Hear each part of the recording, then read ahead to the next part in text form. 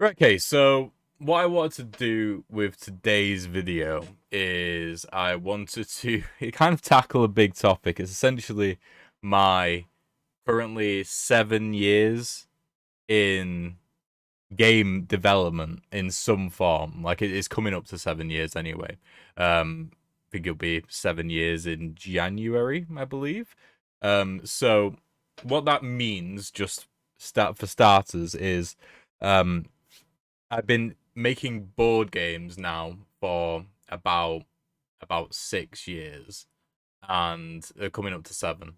And I've been making video games for coming up to 4 years. So all in all, games industry, board games, video games, it's been about 7 years. So I wanted to go from the start, what I learned, like all like sort of the major lessons and turning points, and it's gonna all sort of converge into hopefully like a list of things which might inspire you to get a job in the games industry, less so inspire you to try and more so inspire you to try like different things to help with that. Also it should be interesting for just people who are in the industry already and for people who just have like a passing interest in video games in general. Before I got into the industry, I always found it fascinating just hearing stories about people working in games, because games is such like a weird medium. Just before we get into it, I remember talking to family before I decided to pursue this, and it was quite a common response and just idea that they genuinely didn't think about the fact that people made games. It was kind of like just a product which ended up on the shelf. Like there wasn't that sort of it's not like actors where you see them like on stage winning BAFTAs or Oscars, or directors, filmmakers. Um, like for example, in the UK, you don't. It's not actually uncommon to be watching one of your favorite like soap operas, and then if you're on a day out at the zoo or something, to be able to see them in person, you're like, oh, that's the person who helps make the thing that I enjoy. With games, especially back then, it was sort of less common to have that curtain pulled back. So yeah, what we're gonna do, we're gonna start up at the beginning, which is the University of Huddersfield. So this is where I started. I mean, there's a bunch of things which led to this. For example, one of the major catalysts that I always sort of look back on is the fact that Indie Game the movie came out when I was about 14, 13. And when I watched it, that's when I realized, oh, people make games, but also that looks really cool, and I kind of want to do it, which isn't necessarily the message of Indie Game the movie, especially if you look back now, because there was so much like crunch and heartache and um generally genuinely mental illness that went on in that documentary. But yeah, it really sort of lit a fire under me to want to pursue this. And also as well, like it's sort of looking back when I started realizing that game design and game development was a thing. I was like, I've been kind of doing this already in terms of like level design in particular, like Halo Reach Forge mode. I played that 10x, 20x more than actually playing online multiplayer. And I don't know, I never knew why. I just enjoyed it so much. But then I was like, oh, maybe it's something which I'm just, naturally passionate about. So yeah, what I did is after college, or towards the end of college, we had to pick what universities we were going to go to. And University of Huddersfield had this reputation for such a great game design and game development course. So that was my top choice. I went in and I got it. So that was really cool. I mean, if you look at here, we've got I think we've got like they did like a video which I'll turn down.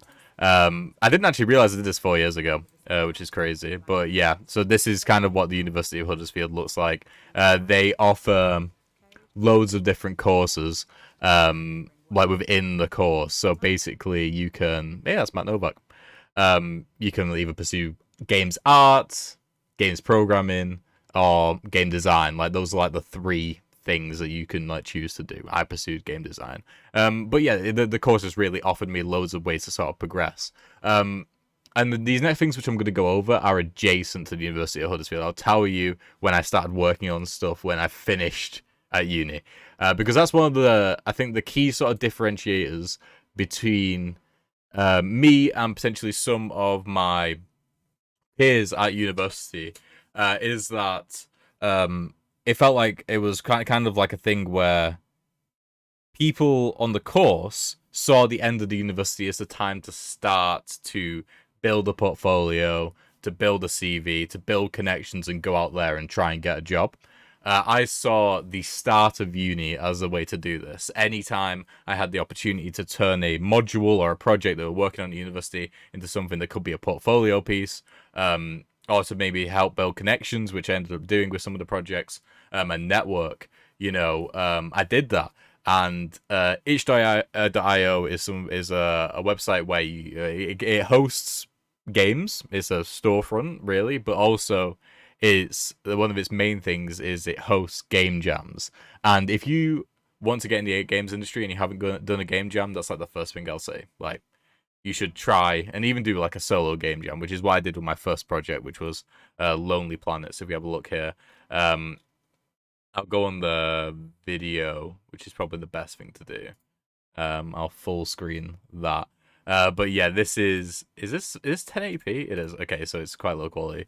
But this was the first solo game which I ever worked on, and I think it's crazy because like I look back now and I'm like, will I actually be able to do this just because I haven't done like Unreal blueprinting and prototyping in such a long time. But yeah, essentially the aim of the game. I can't remember what the theme of the jam was, because usually game jams have like a theme. But what I wanted to do with the game is I wanted to create like a very sort of chill platformer collectathon where I was inspired by Banjo-Kazooie, so the level would change between like 4 seasons, and in each season you would actually be able to, it'll make it easier or possible in general to unlock it would like to be able to get to these collectibles. So as you can see, yeah, the collectibles are just like these little cubes here, but that's not accessible in this season. It's accessible in like the winter one or something like that. And yeah, you can jump between planets and there's gravity and it's pretty cool. But yeah, so I did this solo whilst at University of Huddersfield. Then I worked on a project with someone called Scott, where we did like this sort of, because he was a very gifted programmer. So what I did with this, I just did the design and the artwork for this. So I did all the modeling apart from the human player character. But yeah, I don't know if we have a video for this. Can I zoom in on some of these screenshots? Yeah, we can. So yeah, this was basically a tower defense game. So you would run around, you can run around in co-op, and you have to place down turrets and try and just survive as long as possible. It actually did really well in the jam. I don't know where it plays. I don't know if we can see it here. Maybe not. We got one comment saying "How play Coop." So maybe we didn't signpost that and onboard that well enough. But yeah, so we did that at university as well. And then this was the big one that we did at university. So this was something which was really, really great for me in a lot of ways. So this was a team project final year game. So this was essentially, we had 9 months to try and make as much of a game as possible before we went to, for example, like Game Republic, which was at the end of the year. And Game Republic is a award thing based in the University of Huddersfield. It's not based in the University of Huddersfield, sorry, based in Yorkshire, West Yorkshire. And it's basically all the universities in West Yorkshire who have a games course come together, show off the games, and then you get rewards. Well, awards, sorry, not rewards. It was very rewarding. But yeah, so we had 9 months on this. But what was really, really great about this? So first of all, it was something which I really excel at, which is level design in particular. I always have. And like going back to the Halo Reach Forge days, like something which I've always done. And it was a first-person arena shooter, but it also involved cards.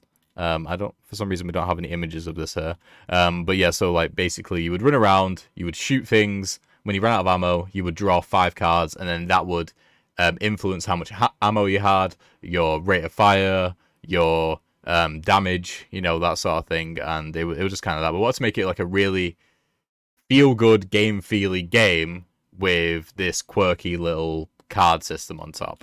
And it won a bunch of awards. Got a gold in audio, a silver in best team, silver in art and animation, which as well. And we also got an excellence award and the finalist award for the rookies. But what was really, really good about this, like what was something which was kind of life changing about this project, is that it created this networking opportunity with someone called Gary Ashurst. And the way that worked is Gary is one of the co-founders of a studio called Sigtrap, but he is also a former student of the University of Huddersfield. At one point, I was just trying to get as much playtesting and feedback in as possible for the game. I think it was in January 2021, 2022? I think it's 2022. So it was whilst I was still at uni, working on this game. And I asked for just playtesting feedback in the university Discord server. He replied, he said, yeah, let's have a game. So we got into a Discord call, started playing the game, and started going through it. And as we're going through it, I started explaining my reasoning behind doing level design decisions. And long story short, that's what ended me like getting a job with Gary at Sigtrap as a level designer while still at university. So it was a lot of luck to be able to, like, sort of, first of all, be in a team where we could create a game which I really wanted to create, so they could help facilitate that. As a designer, you need people to facilitate you, and then to have the game sort of like the right sort of level at the right sort of time, where when Gary played it, he really saw and it really showcased what my skill set as a designer.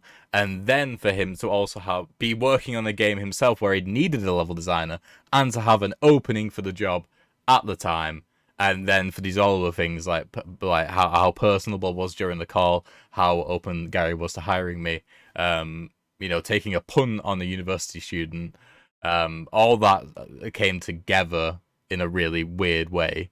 But it wouldn't have happened at all if I wasn't actively sort of like looking for networking opportunities, actively looking to have portfolio pieces which I can show people. So that's how I got my first job in the video games industry.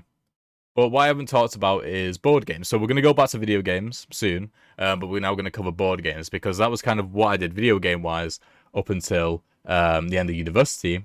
But I also did some other stuff as well. So what I did, first of all, is... so in first year of university, we had a module where we had to make a board game. That was like the first year module. And I got basically a lot of positive feedback about the game which I was making, which is called Blockers the Stacking Game. And from that, I also got sort of like... I didn't even know what Kickstarter was at the time, first of all, I'll just say that.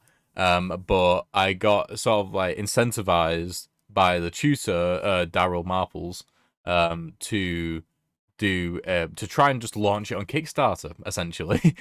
Just to launch it on Kickstarter, see what happens, and, just see if you can get it funded. And on the second attempt, so this, as you can see, it's a relaunch, did manage to get it funded. And that sort of started up the company which I now run, which is called Crab Studios, because my last name is Crabtree. And so, yeah, it's a very simple game. This is me doing some modeling and animations, something of which I probably couldn't do now. I'm actually quite proud of this, to be honest. That little animation there. But yeah, bunch of cards, bunch of blocks, and it's just a stacking game, really.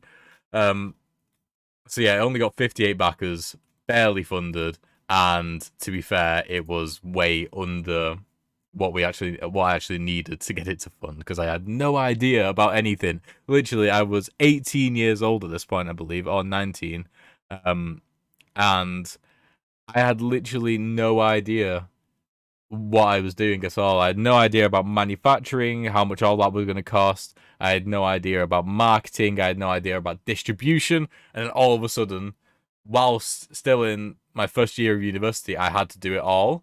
And that was a trial by fire, I'll say that. But leading on from this, we then worked on a game called Food Time Battle in Space, which also needed a relaunch as well. It did get funded in 4 hours the second time. It actually made, I believe, it made slightly less money than Blockers, but had more backers, and it cost a lot less to make. So this wasn't actually as much of a insane financial burden for me at such a young age. But yeah, this funded, and it did well. We got like a stretch goal as well, which was great. And this was where I started to really sort of push what I could do as a designer a bit. This was heavily inspired. But as well, like I did quite a bit of the artwork for this, which is surprising. Like these four sort of postcards here, I did the artwork for. But then I got May Fodsley to do the artwork for the characters and the food as well. The aim of the game is to get like a 5-star restaurant, and you do that by completing critic orders by playing cards in like a sequential order, essentially. And it's like a kind of push your luck game. But yeah, so this was actually the start of the relationship with Fodsley as well, which we still work together today, which is something which I didn't even think about when knowing I was going to cover this, which is pretty cool. But yeah, so this was heavily inspired by games like The Binding of Isaac, Four Souls, where you kind of like, you're supposed to like stack up cards together and like cards synergize to equal more than the sum of their parts, that sort of thing. But one mistake that I made with Food Time Battle in Space in particular is that I very much didn't want to relinquish control over the experience of the game. So this is something which I actually struggled with Fatal Knockout as well, with the first couple of fighters, which people have pointed out like they see it as more of a puzzle than like an actual like player expression sort of toolkit. But yeah, with with Food Time Battle in Space, I wanted players to have the exact experience I designed. And so what I did is I designed it so that if they didn't do that, then they wouldn't be successful at the game. Like, it was balanced so that you had to play perfectly in order to be successful.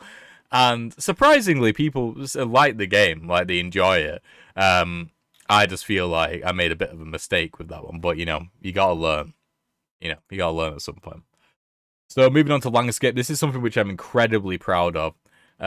This game, because this game it did 132 backers, £3,500 in 9 days. We only I decided I wanted to do an experiment because this was launched like 4 months after Food Time Battle in Space because we fulfilled it so quickly. And I just thought, you know what, let's do a really short campaign. Let's just see what happens with a really short campaign. And it did really well. And the thing is, a trend with this one as well, the backers weren't going down. It was still trending up every day. So if we did like a full like 21-day campaign, I reckon this could have done a lot better. But this one I'm really, really proud of in terms of design, because essentially what I wanted to do is I wanted to take what Coup does and just make it better. Coup is a bluffing game, if you don't know. And this is also a bluffing game.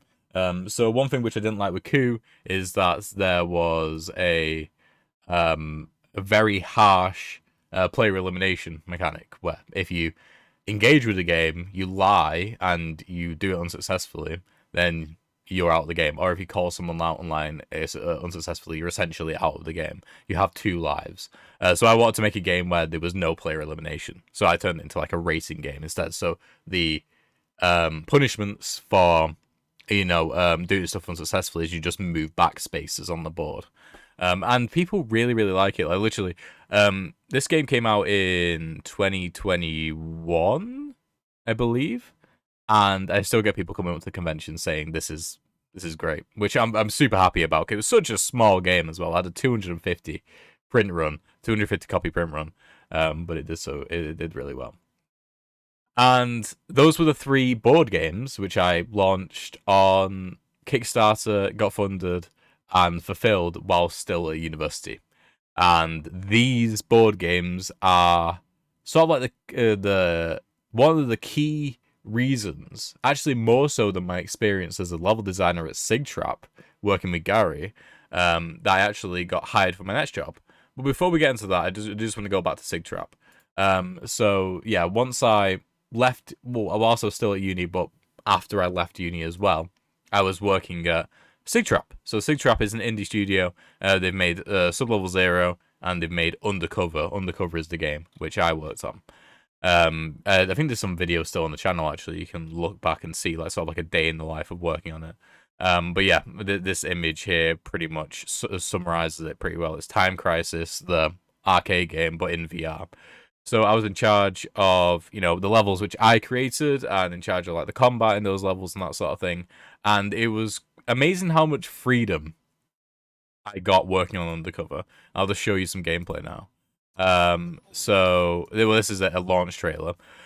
So when you had a level, it was your level, which was amazing. Like we were in charge of like building it from the ground up, adding in all the enemies, adding in all the items. We got to influence what position it would be in the game, and it was really, really fulfilling and rewarding working at Sigtrap. I worked there for 10 months before my contract was up, and then I moved on to a company which if you're not familiar with, then you're probably not based in the UK. But it's a company called Team 17. And immediately I got put on a VR game. So yeah, if you're not from the UK, then oh god, there we go. Then you might not know about Team 17, but you might have heard of their most popular franchise, which is Worms. They've also published games like Overcooked, Dredge, that sort of thing. Blasphemous, Trepang, loads of games essentially. Hell Let Loose as well, big one. Marauders. Anyway, so I got hired there to work as a designer, a game designer, just a general game designer. My job, which is still currently my job, is to essentially just be like an extra designer on like up to 5 different development teams working on 5 different games at a time. And that could be, sort of more pen and paper stuff. But it's always providing a lot of feedback because we do like, kind of like monthly reports on the game, which gets fed back to the developers as feedback. And it could be also like working it in engine, and actually, working on levels or working on, balancing, that sort of thing. And one of the actual catalysts for me getting hired there wasn't actually, like I said before, my level design experience at Sigtrap, but it was actually my board games, which is one of the main reasons why I wanted to bring them up. When I had my second interview, which was with my boss now at the company, it was supposed to be a 30-minute interview. It ended up being 90 minutes just talking about board games, talking about board games in general, but mainly the board games which I'd done, because that was, at the time, 3 clear examples of me designing and developing a project from start to finish and then distributing it, which is gold dust for hiring like sort of new hires, in the industry. And this is something which interviewers are going to be, and people, hiring managers or whatever, are going to be wanting to look for in your portfolios. They're going to be wanting to look for examples of completed projects, which can be a nightmare. It can be a nightmare, but it doesn't necessarily have to be like a completed game. It can be completed like character, can be, well, like a completed prototype if you're a programmer. There's something from start to finish. You've distributed it in some way. It could be for free on itch.io, and people have played it. That is something which people who are hiring really want to see, and that's what got me the job at Team 17. So hopefully that helps. I don't know.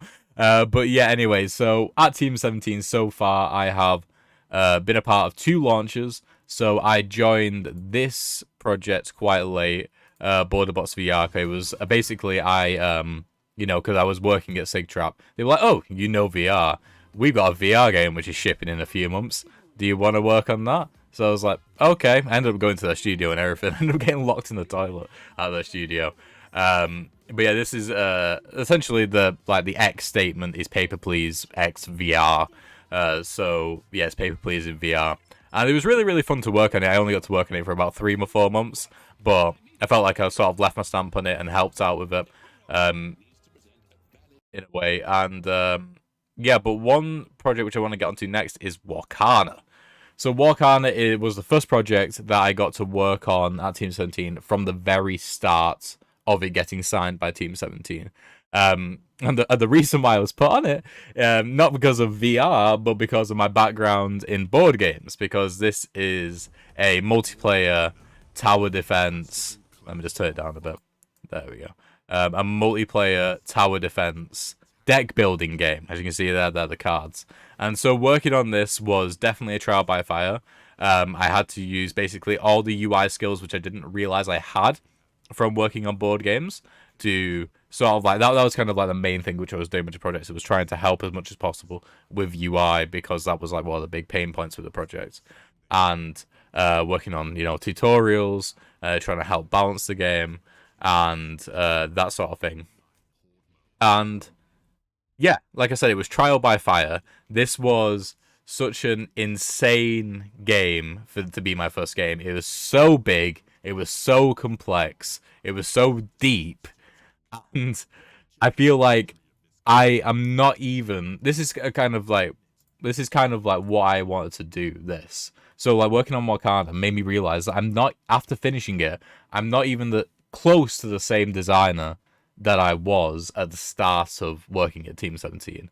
I am so vastly different. I've changed in so many ways. I've improved in so many ways. Because I look back on some sort of like the early decisions and feedback which I would give to the developers, and I'm like, what was I thinking? Not even necessarily that it was inherently bad feedback. It was just like I could have helped in so many other ways, which could have improved the game in so many different ways. And now when I'm working on other projects, I feel like, wow, like I am helping and adding so much more value.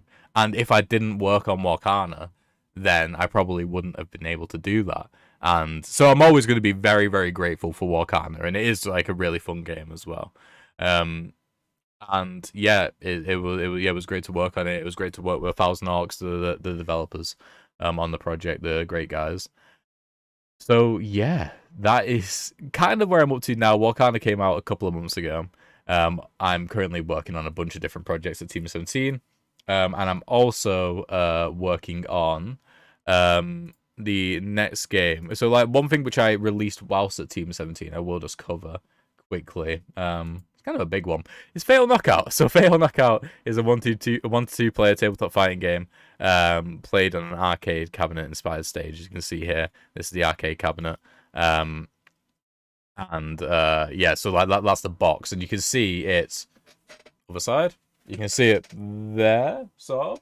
So, oh, it's heavy because there's so many expansions now. There we go. Oh, that is completely blown out and also massive.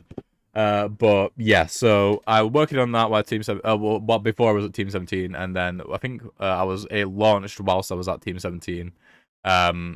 And you know, did really, really well. Nearly raised 10 grand, which is much better than the previous Kickstarters. We developed such an insanely cool audience in the Discord, and we run monthly tournaments as well.